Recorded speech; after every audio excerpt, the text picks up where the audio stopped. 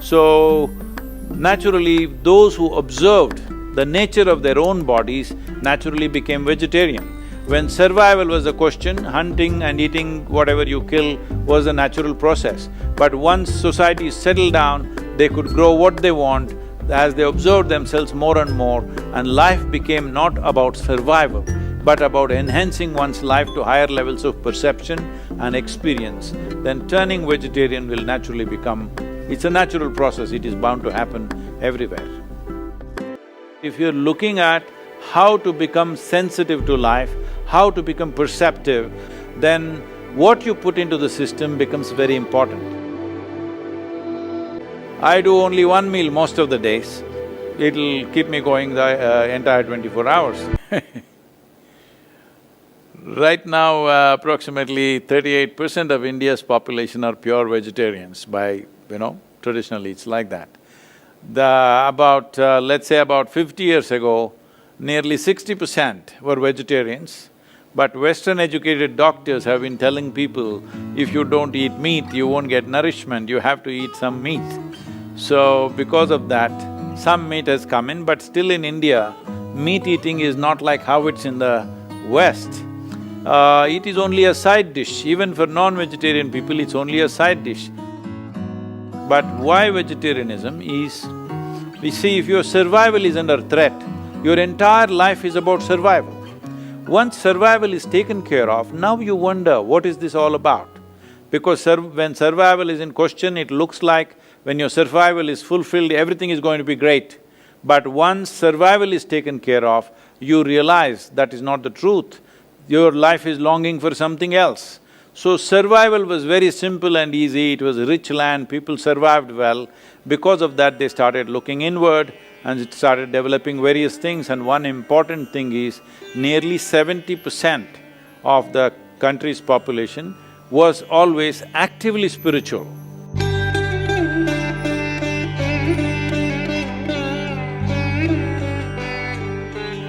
Turning inward was an important part of life. Because of this, when they turned inward, they realized that what they eat matters. If you just want to be all beefy brawn, then you can eat lot of meat and just grow muscles and fight with each other. But if you're looking at how to become sensitive to life, how to become perceptive, how to be able to perceive things beyond what is considered normal perception, then what you put into the system becomes very important. So what is it that passes through the system with least amount of resistance, with least amount of struggle in the body?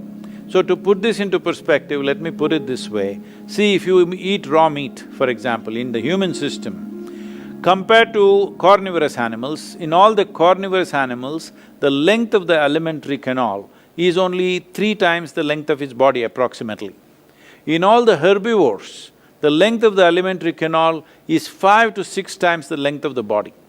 So in a human being, it could be anywhere between 24 to 28 or 30 feet, which is nearly 5 to 6 times the length of our body. In this kind of alimentary canal, if you put meat, it will travel through this very, very slowly. Approximately, raw meat would take 70 to 72 hours to pass through the system. If you put cooked meat, it will take 50 to 52 hours to pass through the system. If you put cooked vegetable meals, it will take anywhere between 24 to 30 hours to pass through the system.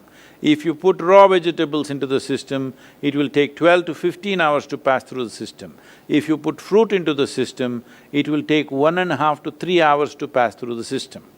So, we started recognizing what is that food which happens in the body with least amount of residue, least amount of impurities, and passes through the system very quickly, because in yoga this is an important thing, we all manage this even now.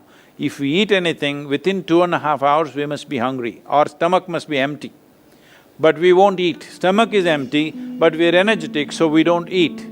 So generally, here in the yoga center, everybody does only 2 meals. 10 in the morning, 7 in the evening, that's it. I do only 1 meal most of the days. If I'm traveling, I may do something else a little bit, but otherwise generally if I am home, I do only 1 meal. So is that in the morning or the evening? I'm just curious. Generally for me, it is 4:35 in the evening. It'll keep me going the entire 24 hours. It's not like a rule, it is just that is the need. So suppose there is a lot of physical activity on a certain day, then you may eat a small breakfast or you may eat a fruit or something like that. Food is not to be made into a philosophy or a kind of a religious process. Food is the requirement of the body.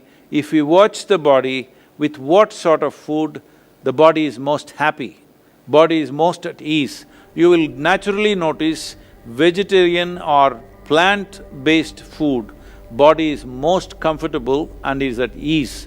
It is flexible, it is at ease, it has less to process on a daily basis. So, naturally, those who observed the nature of their own bodies naturally became vegetarian. When survival was a question, hunting and eating whatever you kill was a natural process. But once society settled down, they could grow what they want as they observed themselves more and more, and life became not about survival, but about enhancing one's life to higher levels of perception and experience. Then turning vegetarian will naturally become… it's a natural process, it is bound to happen everywhere.